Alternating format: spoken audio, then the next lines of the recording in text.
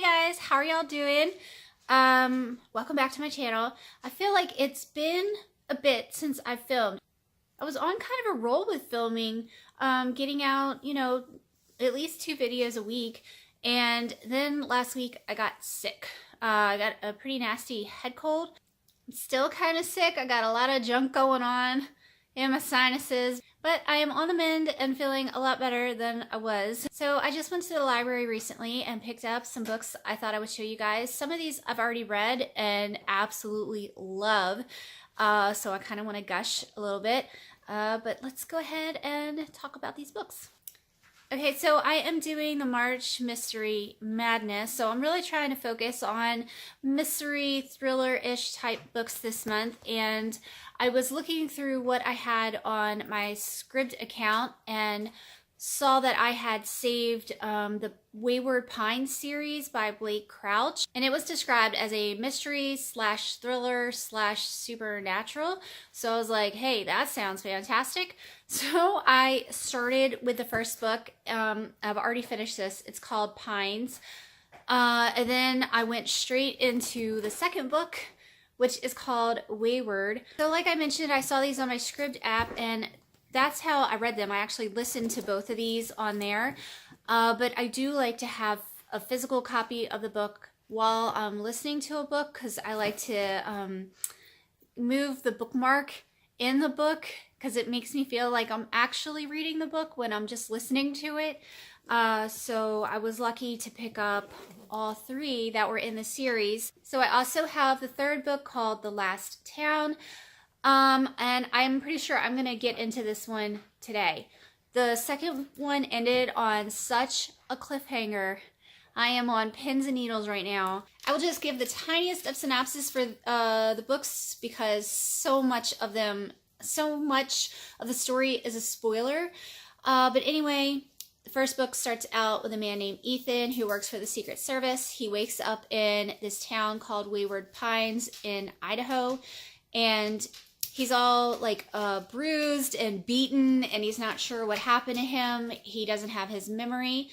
And so as he's waking up and kind of going through the town and starting to talk to people, he's discovering that things are not what they appear, and that he's in a very weird place. And so that's where the mystery comes in, is he's trying to figure out where the hell is he and what is going on.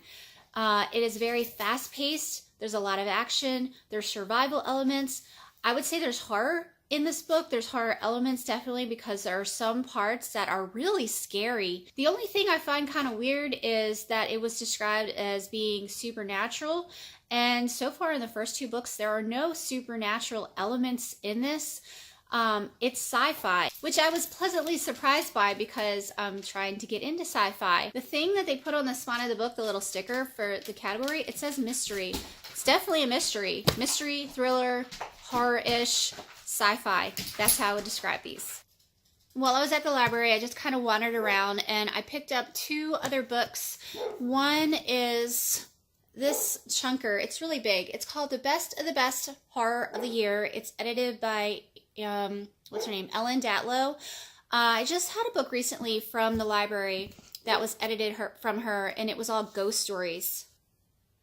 I just had to pause this because I had a phone call, and I really have no idea what I was talking about, but I think I was talking about this book, hopefully. Yeah, right? Was I saying that I had a book edited by Ellen Datlow that was Ghost? I think. My memory is crap. But anyway, this is a collection of horror stories, and 2 of the names that I recognize on the cover are Neil Gaiman and Peter Straub. I wouldn't think of Neil Gaiman as a horror writer, but he actually does, or he did write my all-time favorite villains. They're not in a horror book. They're in the book Neverwhere, which is, I think you would classify it as like an urban fantasy book, which is funny because I say I don't like fantasy. My favorite villains of all time are Mr. Croup and Vandermeer from Neverwhere. And so I'm excited to read whatever horror story Neil Gaiman has wrote, because he's one of my favorite authors in general. I haven't started any of the stories in that yet, but I am definitely going to read at least a couple of them before I have to return it. And then the last one that I picked up is this, Gunpowder Moon by David Padera. This is definitely going to be a sci-fi. And I picked this up on a whim. I just saw it. I think it was in like the new release section. And from what I read on the back, it's basically set in the future in 2072. So not too far off. But I think companies are fighting for resources on the moon. I think that's my understanding. And someone gets murdered. And so it's a really big deal because it's the first murder on the moon. And so they're trying to figure out what the deal with that is. Never heard of this book or this author. So I might pick this up, but I haven't made up my mind yet, but it still looked cool. Okay, so those are all the books that I got from the library, but I thought I would also mention that I'm going to be starting the book Ender's Game today by Orson Scott Card. Just watched the movie the other night with my husband. I had never seen it before, but it's one of his favorite books, and he relates a lot to Ender.